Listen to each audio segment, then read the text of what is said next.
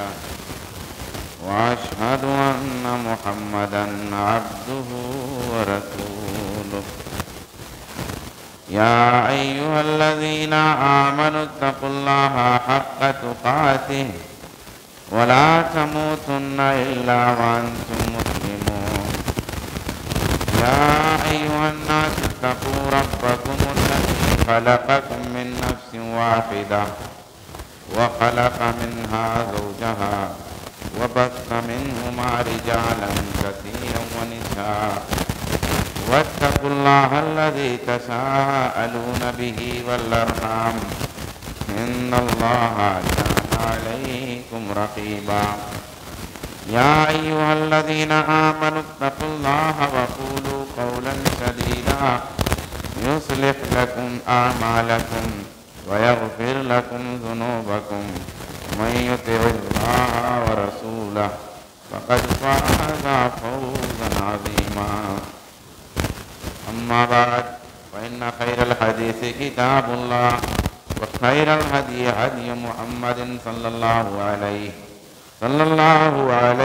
وآله وسلم وشر الأمور محدثاتها وكل محدثة بدعة وكل بدعة ضلالة وكل ضلالة في النار. وقد قال الله تبارك وتعالى في كلامه المجيد والفرقان الحميد أعوذ بالله من الشيطان الرجيم بسم الله الرحمن الرحيم اتبعوا ما أنزل إليكم من ربكم. وقال النبي صلى الله عليه وآله وسلم عليكم بسنتي وسنة الخلفاء الراشدين المهديين. حاضرین جمعہ، آج کا عنوان ہے اہل حدیث اور اس کی دعوت۔ بدقسمتی سے اب اہل حدیث ہی کو یہ بتانا پڑ رہا ہے کہ ہم فرقہ پرست نہیں ہیں۔ اہل حدیث کہنا، اہل حدیث بولنا، اہل حدیثیت کا اعلان کرنا اصل میں اوریجنل اسلام کا اعلان کرنا ہے کہ حقیقی اسلام کیا ہے، رسول اللہ کی سنت کیا ہے، صحابہ کرام کا فہم کیا ہے۔ اس اوریجنالٹی کو بتانے کے لیے اہل حدیث بولا جاتا ہے۔ ایک موبائل ہے، کوئی کہے موبائل ہمارا اصلی ہے، کوئی کہے یہ موبائل سارے فنکشن میں کام کرتا ہے، کوئی کہے موبائل ادھر سارے فنکشن میں کام کرتا ہے۔ ہر دکان والا بولے موبائل ہے ہمارے پاس، ہر دکان والے کے پاس موبائل ہے، اور ہر دکان والے کا دعویٰ ہے موبائل اچھی ہے، مگر ہم جانے کیسے کہ اچھی کون ہے، ہم جانے کیسے؟ مگر جب آدمی کہتا ہے کہ یہ موبائل سیمسنگ کی ہے تب پورا فنکشن سمجھ میں آ جاتا ہے کہ ہاں سیمسنگ کا ہے تو اس میں یہ فالٹ ہوگا اور یہ اچھائی ہوگی، فوراً پہچان لیتا ہے۔ انسان ہے، ہاتھ ہے، پیر ہے، داڑھی ہے، پینٹ شرٹ پہنتا ہے، اچھا ہے۔ انسان ہے، داڑھی ہے، پینٹ شرٹ پہنتا ہے، ٹی شرٹ پہنتا ہے، لیکن اس سے تو ہم پہچان نہیں پائے نا کہ وہ انسان کون ہے۔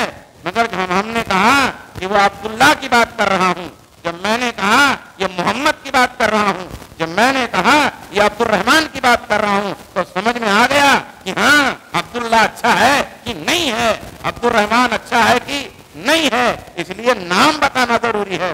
دنیا کے سارے لوگ انسان ہیں، دنیا کے سارے لوگ انسان ہیں۔ تو آپ کہیں میں انسان ہوں، انسانیت کی دعوت دیتا ہوں، اللہ کی بندگی کی دعوت دیتا ہوں، سب انسان ہیں۔ کون سے انسان ہو؟ مشرک ہو، مسلمان ہو، یہودی ہو، مجوسی ہو، نصرانی ہو، کون سا انسان ہو؟ اب کوئی کہے یہ مسلمان بولنا فرقہ پرستی ہے، یہ سکھ بولنا فرقہ پرستی ہے، یہ بدھسٹ بولنا فرقہ پرستی ہے، تو عقل پہ ماتم کے سوا اور کیا ہو سکتا ہے؟ اور اس سے بڑی بدقسمتی کی بات یہ ہے کہ قرآن حدیث کا نام لے لو اور سب سے پہلے شکار اہل حدیث کا کرو۔ اس لیے میں آج یہ مسئلہ ہی کلیئر کر دوں کہ قرآن حدیث کا نام لینا اور اس کے ساتھ حقیقی طور پہ کیا وہ چیز ہے جو اہل حدیث کو دوسرے لوگوں سے ممتاز کرتی ہے۔ بات تو اب یہیں پہ آ گئی کہ صاحب اہل حدیث سے مراد تو محدثین ہیں، یعنی جو بھی حدیث کا ماہر ہو، جو بھی حدیث کا نالج رکھتا ہو، جو بھی حدیث کی روایت کرتا ہو، جس نے بھی حدیث کی سند پہ کام کیا ہو، وہ اہل حدیث ہے۔ اور یہ جو اہل حدیث کہتے ہیں یہ مراد ہی نہیں ہے۔ آؤ بتاتا ہوں کہ اہل حدیث، یہی اہل حدیث مراد ہے جو ہم ہیں، یہی اہل حدیث مراد ہے جس کا دعویٰ ہم کرتے ہیں، اور یہ آج سے نہیں، نبی صلی اللہ علیہ وسلم کے دور سے ہے۔ حضرت امام احمد بن حنبل رحمت اللہ علیہ کا قول حافظ ابن حجر نے فتح الباری میں نقل کیا، اور طائفہ منصورہ کے بارے میں وہ بیان کرتے ہیں۔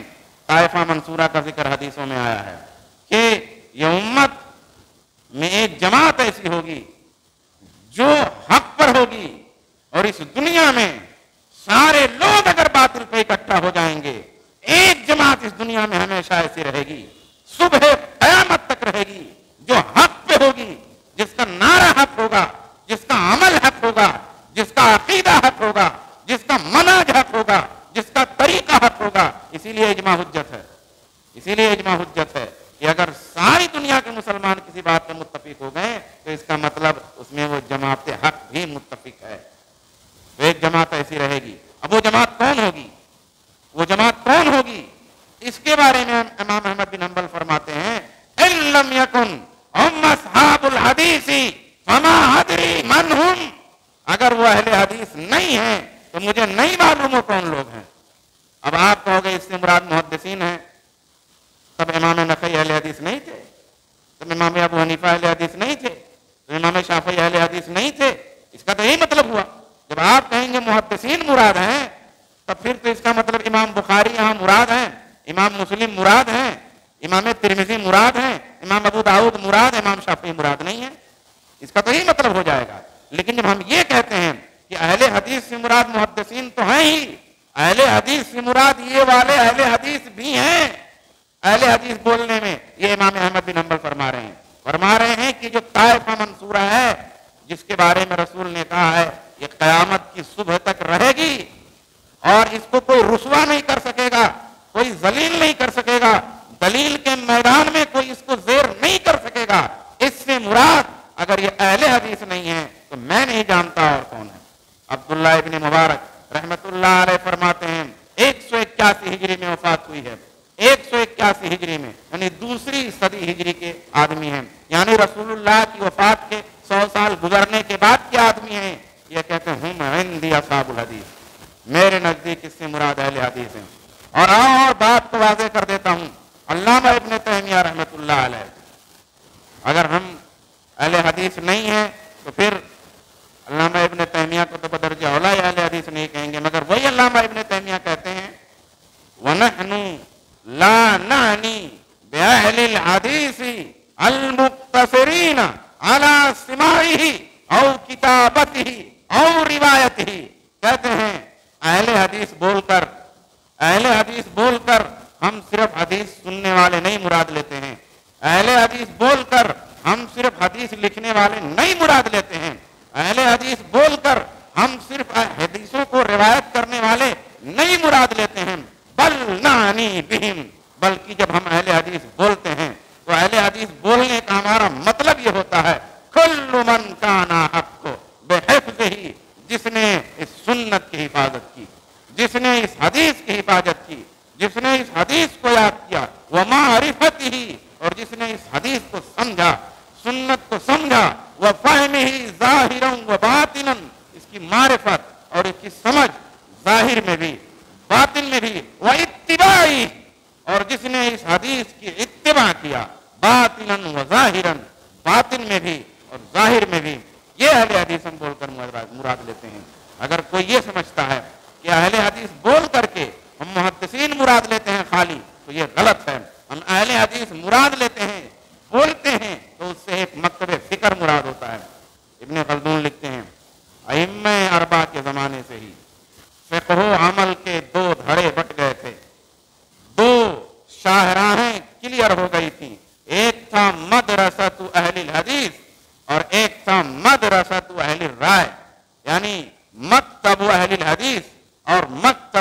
الرائے، کہتے ہیں مدرسے اہل رائے کی شہرت عراق سے اور امام ابو حنیفہ سے ہوئی.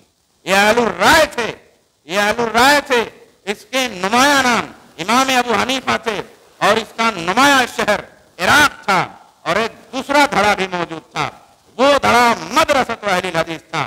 وہ اہل حدیثوں کا مکتب تھا، وہ اہل حدیثوں کا مدرسہ تھا، وہ اہل حدیثوں کا طریقہ اور منہج تھا، اور یہ حجاز میں مشہور ہوا. اس کے نمایاں نام امام احمد بن حنبل ہیں، اس کے نمایاں نام امام شافعی ہیں، اس کے نمایاں نام امام مالک ہیں، اس کے نمایاں نام امام محمد شاگرد ابو حنیفہ ہیں.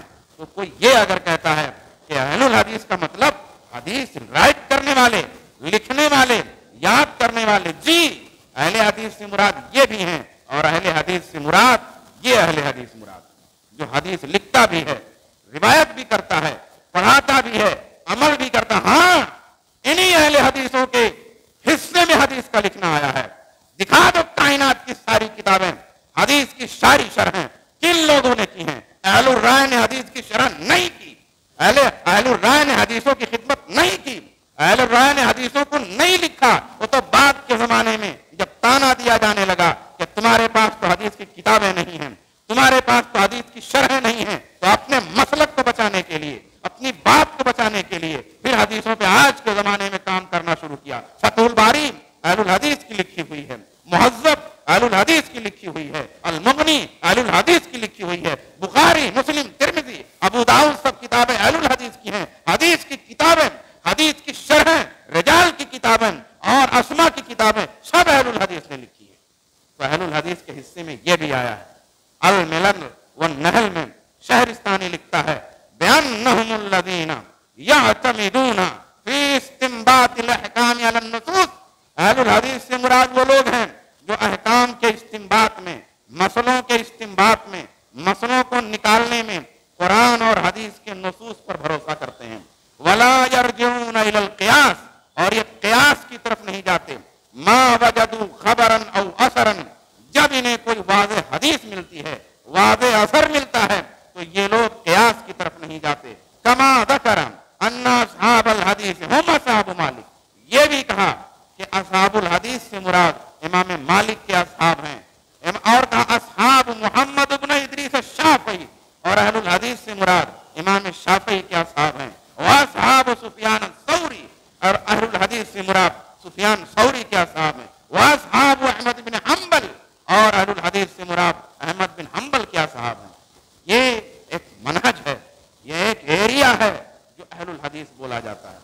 بر صغیر ہند و پاک میں کہا جانے لگا 1857 سے پہلے مسجد دکھا دو، اہل حدیث ہو جاؤں گا. ارے دیکھ لو جا کر کے اس سے پہلے کی کتنی مسجدیں موجود ہیں. کہا جاتا ہے وکٹورین ہیں، فرقہ پرست ہیں، انگریز کی پیداوار ہیں. آؤ ہم دکھاتے ہیں اہل الحدیث ہندوستان میں کب سے ہے، اور تم ہندوستان میں کب سے ہو، تم ہندوستان میں کب سے ہو. 25 صحابہ کرام ہندوستان میں آئے، 42 تابعین اعظام ہندوستان میں آئے، 18 تبع تابعین ہندوستان میں آئے. تم کہتے ہو ہندوستان میں اسلام صوفیہ کے مرہون منت ہے، ہندوستان میں اسلام صوفیوں سے آیا. نہیں، ہندوستان میں اسلام رسول اللہ کے صحابہ سے آیا. ہندوستان میں اسلام رسول اللہ کے صحابہ کے جانثار ساتھیوں سے آیا. ہندوستان میں اسلام رسول اللہ کے صحابہ کے ساتھیوں سے آیا. یہ بات جھوٹ ہے کہ صوفیوں سے آیا. صوفیوں سے آیا وہی کچڑا اسلام آیا. مارو نعرہ، بولو ان صوفیوں کے ہاتھ پہ تو اتنے بریلوی پیدا ہو گئے. ان کے نعرے لگاؤ، اب لگائیے ان کے نعرے. کس کے ہاتھ پہ کتنے آئے یہ فضیلت کا معیار ہو گیا ہے. دین اصل میں محفوظ ہونا چاہیے، قرآن محفوظ ہونا چاہیے، حدیث محفوظ ہونا چاہیے، اس کی صحیح فہم محفوظ ہونی چاہیے. یہ محفوظ رہے گا یہ دین پھیلتا رہے گا. اور اگر یہ نہیں محفوظ ہے، اس کی اوریجنلٹی محفوظ نہیں ہے، اس میں مکس ہو گیا ہے، تو پھر کیا ہمارا کمال.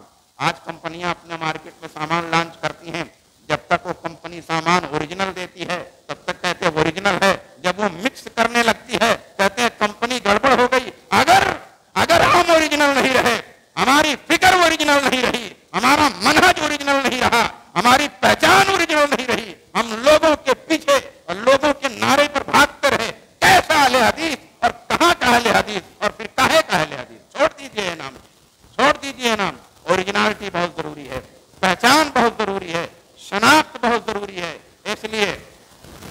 اسحاق بھٹی نے اپنی کتاب بر صغیر میں اہل حدیث قیامت میں لکھا، قاضی اطہر مبارک پوری نے اپنی کتاب میں لکھا، غازی عزیر نے اپنی کتاب میں لکھا کہ اہل حدیث کب آئے، اور ان کی بات نہیں ماننی ہے تو دوسروں کی بات آپ مان لیتے ہیں۔ فتوح البلدان کے مصنف نے لکھا کہ حاتم ابن عاص الثقفی رضی اللہ تعالیٰ عنہ پختہ ثبوت ہیں، گجرات کے شہر بھڑوچ میں تشریف لائے۔ عبدالوہاب سورتی صاحب شاید آئے ہوئے ہیں، آپ ان سے پوچھئے، وہ اہل حدیث کی تاریخ کے کافی اس کا علم رکھتے ہیں۔ گجرات کے شہر بھڑوچ میں تشریف لائے، انہی کے بھائی مغیرہ بن ابی العاص الثقفی سندھ کے شہر میں آئے۔ سوال یہ ہے یہ کون لوگ تھے؟ یہ کون لوگ تھے؟ کیا یہ تقلید کرتے تھے؟ کیا یہ کسی امام کے متبع تھے؟ یہ کون لوگ تھے جب آئے؟ بھئی مقلد تو نہیں آئے، مقلد تو نہیں آئے، متبع آئے، وہی لوگ آئے جو اللہ کے رسول صلی اللہ علیہ وسلم کی اتباع کرتے تھے۔ تھوڑا اور واضح کرتا ہوں، مشہور عرب سیاح ابو عبداللہ محمد بن عبداللہ، اس کی وفات 380 ہجری میں ہوتی ہے، یعنی رسول اللہ صلی اللہ علیہ وآلہ وسلم کی وفات کے 300 سال گزرنے کے بعد کا یہ آدمی ہے۔ یہ اپنی کتاب احسن التفاسیر فی معرفت الاقالیم میں لکھتا ہے، ملتان کے مسالک کا تذکرہ کرتا ہے۔ پہلے یہ ہندوستان متحد تھا، بہت دور تک اس کی سرحدیں تھیں، افغانستان بھی ہندوستان میں آتا تھا، تو ملتان کے مسالک اور مذاہب کا تذکرہ کرتے ہوئے لکھتا ہے اکثر ہم اصحاب الحدیث، ان میں زیادہ تر اہل حدیث ہیں، جس میں ملتان میں زیادہ تر اہل حدیث ہیں، یہ وہ صاف بیان کرتا، اور پھر دوسرے لوگوں کے مسالک بھی بیان کرتا کہ بھئی یہ مسلک کے لوگ بھی ہیں، یہ مسلک کے لوگ بھی ہیں، اور یہ بھی کہتا ہے کہ اہل حدیث بھی ہیں اور ملتان میں اہل حدیث زیادہ ہیں۔ جماعتیں، شیخ ثناء اللہ امرتسری نے لکھا ہے، جماعتیں اصولوں سے پہچانی جاتی ہیں، جماعتیں اصولوں سے پہچانی جاتی ہیں۔ اصولوں میں جب اتحاد ہوتا ہے، اختلاف کے باوجود ان کی شناخت ان کے اصولوں سے ہوتی ہے۔ مثال کے طور پہ امام ابو حنیفہ، ان کے شاگرد آج کے ہمارے دیوبندی بھائی، کل سے لے کے اب تک ان میں بہت اختلاف ہے، مسائل میں اختلاف ہے، ان کے علماء میں اختلاف ہے، ائمہ میں اختلاف ہے، ایک ایک مسئلے میں 20 قول ہے، لیکن ایک بات پہ سب متحد ہیں، امام ابو حنیفہ کی تقلید پہ، اس لیے سب حنفی کہے جاتے ہیں۔ چاروں مذاہب مالکی، شافعی، حنبلی، حنفی، یہ سارے لوگ اس بات کے قائل ہیں کہ کسی متعین امام اور مجتہد امام کے وسیلے سے سمجھا جائے گا قرآن اور حدیث کو، اس لیے سارے لوگ مقلد ہیں، اپنے اصولوں میں متحد ہیں، اس لیے ان کا نام مقلد ہے۔ اہل حدیث ان اصولوں کو نہیں مانتا، اہل حدیث یہ کہتا ہے کہ اللہ کے رسول کے زمانے میں یہ بات نہیں تھی، صحابہ کے زمانے میں یہ بات نہیں تھی، تابعین کے زمانے میں یہ بات نہیں تھی، تبع تابعین کے زمانے میں یہ بات نہیں تھی، خود امام ابو حنیفہ کے زمانے میں یہ بات نہیں تھی، خود امام مالک، امام شافعی کے زمانے میں یہ بات نہیں تھی، اس لیے ہماری پہچان ہمارے اصولوں سے ہے، ہماری پہچان ہمارے اصولوں سے ہے۔ اگر نام نہ بھی ہو، پہچان اصولوں سے ہوتی ہے۔ جو چیز صحابہ کے ہاں نہیں تھی وہ چیز ہمارے یہاں نہیں ہے، جو چیز تابعین کے ہاں نہیں تھی وہ چیز ہمارے یہاں نہیں ہے۔ تو ہمارے اصول صحابہ کے اصول ایک ہیں، تمہارے اصول اور پہلے کے مقلدین کے اصول ایک ہیں، اصولوں سے لوگ پہچانے جاتے ہیں۔ اہل حدیث کے جو اصول ہیں وہی اصول رسول اللہ اور آپ کے صحابہ کے تھے۔ آئیے اہل حدیث کی دعوت کیا ہے، اہل حدیث کا منہج کیا ہے، اس کو آپ کو میں سمجھاتا ہوں۔ میں نے شروع میں وعدہ کیا تھا، قرآن اور حدیث، یہ قرآن اور حدیث کے بہت شکار کیا جا رہا ہے۔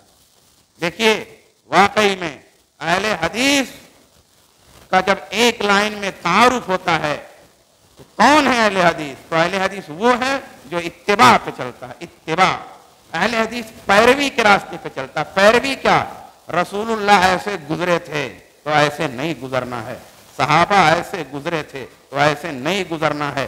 جیسے ایک ننھا سا بچہ باپ کے پیچھے چل رہا ہے تو باپ جیسے جیسے جا رہا ویسے ویسے جا رہا ہے، اور اگر ذرا سا بھی غور کرنا شروع کر دیتا ہے ہو سکتا ہے کسی کھڈے میں گر جائے، ہو سکتا ہے کہیں پیچھے رہ جائے۔ تو پیروی، تو اہل حدیث نام ہے پیروی کا، یعنی دلیل اس کی کیا ہے؟ دلیل قرآن ہے اور دلیل حدیث ہے. لیکن ایک بات سارے لوگ یاد رکھیں, یہ بات اگر یاد نہیں رکھو گے, کوئی بھی تم کو شکار کر لے گا, کوئی بھی تم کو دھوکہ دے دے گا. نہیں, قرآن اور حدیث ہمارے لیے دلیل ہے, لیکن اس میں صحابہ کرام کا فہم بھی حجت ہے.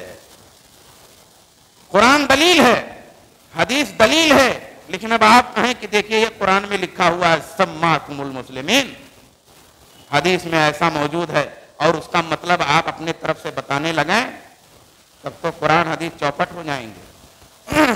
قرآن حدیث کا دعویٰ کون نہیں کرتا ہے؟ قرآن حدیث کا دعویٰ, ارے قرآن حدیث اگر دعوے میں نہ ہو تو کیسے مسلمان رہے گا کوئی؟ بھائی ہمارے جو دیگر مسلکوں کے بھائی ہیں وہ ہمارے بھائی کیا قرآن حدیث پہ نہیں ہیں؟ کیا اس کو مانتے نہیں ہیں کہ دلیل قرآن و حدیث ہے؟ مانتے ہیں, اسی لیے تو مسلمان ہیں. اگر وہ قرآن و حدیث کو نہیں مانیں گے تو وہ مسلمان ہیں ہی نہیں.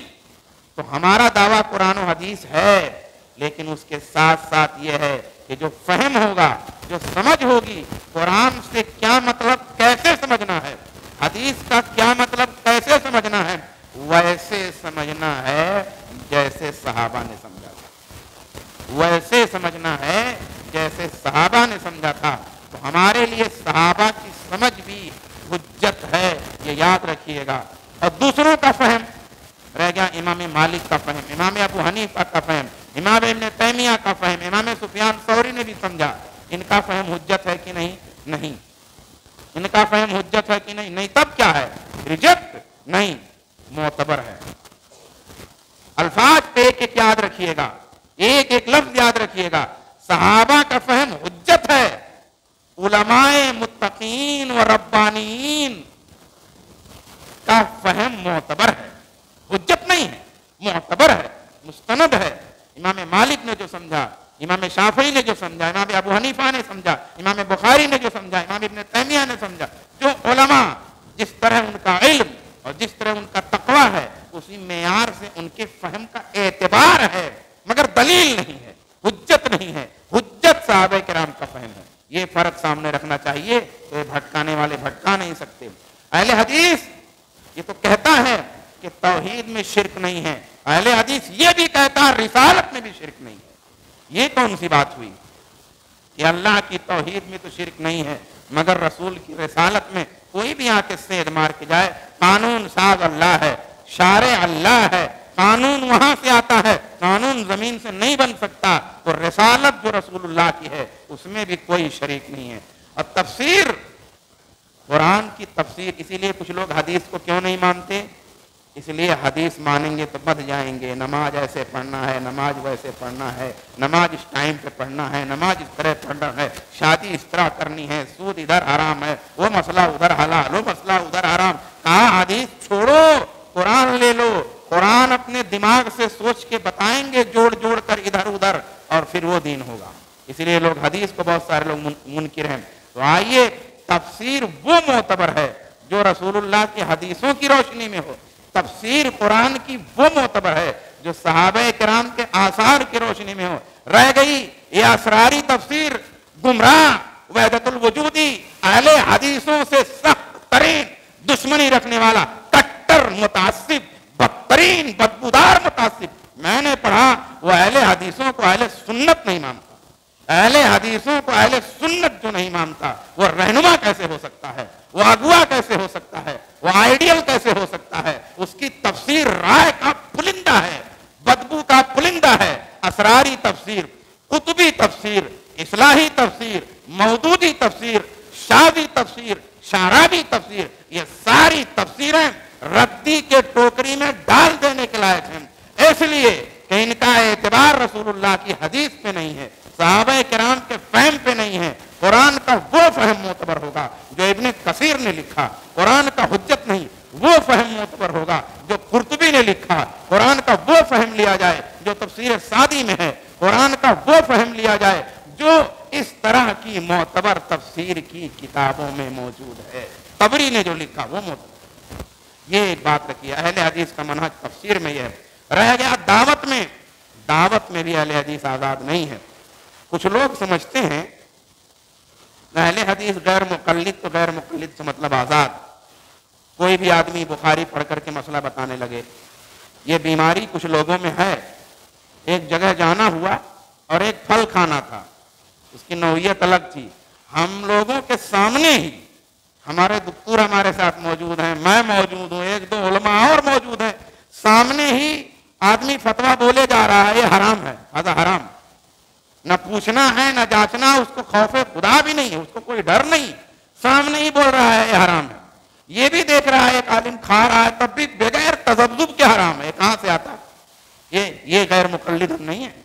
ہم غیر مقلد نہیں ہیں، ہم اہل حدیث ہیں. ہم ایک منہج کے پابند ہیں، ایک آئیڈیا پہ چلنے والے ہیں. ہم آزاد نہیں ہیں کہ بخاری کھول کھول کے فتوے بتائیے، نہیں، ہم پابند ہیں. دعوت میں بھی ہمارا منہج ہے. دعوت کیسے دی جائے گی، کس طرح دی جائے گی، دعوت کا کیا طریقہ ہوگا، یہ طریقہ بھی اہل حدیثوں کا متعین ہے اور بتایا ہوا ہے. آخری میں ایک بات کہہ کر کے بات ختم کرتا ہوں. یہاں تک کہ سلوک میں، تزکیہ میں، دلوں کی صفائی میں بھی اہل حدیثوں کے پاس طریقہ ہے. نہیں ہے لائیے، عمل نہیں ہو رہا عمل کیجئے. آپ کے یہاں عمل نہیں ہے تو اس کی وجہ سے گمراہ ہو جائیں گے. عمل کیجئے، مگر یہ مطلب تھوڑی ہے کہ کسی اور کے پیچھے چلے جائیں گے.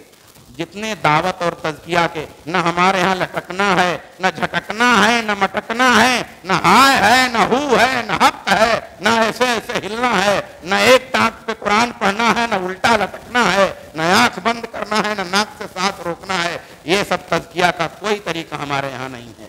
اور اگر کوئی کہتا ہے فائدہ، یہ اہل حدیثوں نے یہ تو فائدہ کا عنوان جب سے بنا لیا، بڑا فائدہ ہے. ارے شراب میں بھی فائدہ ہے، بیچو، اچھی تجارت ہوگی، اچھا منافع ہوگا، اس سے غریبوں کی مدد کر دینا. ڈرگس کی تجارت کرو، پیسہ آئے گا تو راشن بانٹنا غریبوں کو. یہ فائدہ، ان کو معلوم ہے فائدہ کیا ہے اور نقصان کیا ہے. کسی پنڈت کے پاس بھیج دو، وہاں بھی جائے گا تو کچھ گیان کی بات مل ہی جائے گی. پھر کسی سادھو کے پاس بھیج دو، وہاں بھی جائے گا تو ہو سکتا ہے ماں باپ کا جو ہے آگیاکاری بن کے آ جائے. فائدہ بھائی تو کہیں بھی ہو سکتا ہے، کیونکہ اس دنیا میں کوئی چیز شر محض ہے ہی نہیں. کوئی ایک چیز لا کے بتا دیجئے کہ صرف یہاں تک کہ زہر بھی، یہاں تک کہ سانپ کا زہر بھی صرف شر نہیں ہے، اس میں بھی خیر ہے. سانپ میں بھی خیر ہے، خنزیر میں بھی خیر ہے، مکھی کے ایک پر میں خیر ہے. تو کیا مکھی کی تبلیغ کرنے بیٹھ جائیں گے؟ مکھی بیٹھائیں گے کھانے پہ پھر؟ ہاں، خنزیر میں بھی کوئی نہ کوئی حکمت اور کوئی نہ کوئی خیر ہے، تو کیا اس کو لا کے گھر میں باندھ لو گے؟ فائدہ ہے. عجیب اصول اہل حدیثوں کا ہے. اب یہ آزاد اہل حدیث نہیں ہے، یہ آزاد شخص اہل حدیث نہیں ہے. اہل حدیث ایک آئیڈیا کا پابند ہے. تو تزکیہ میں، دل کی صفائی میں، نیک بننے میں جو راستہ ہے، وہ راستہ بھی صوفیوں کا راستہ نہیں ہے، پنڈوں اور سادھوؤں کا راستہ نہیں ہے. وہ راستہ محدثین کا، صحابہ کا، تابعین کا اور تبع تابعین کا ہے. یہ مختصر طریقے سے اہل حدیث کی تاریخ، اس کا منہج، اس کی دعوت، اس کی اوریجنالٹی، اس کی سچائی، اور بغیر کسی تردد کے بولنا کہ میں اہل حدیث ہوں، اس پر میں نے آج مختصر خطبہ دیا ہے. اللہ تبارک و تعالیٰ سے دعا ہے کہ اللہ تعالیٰ مجھے اور آپ سب کے اندر اخلاص عطا فرمائے، عمل کرنے کی توفیق عطا فرمائے. آمین.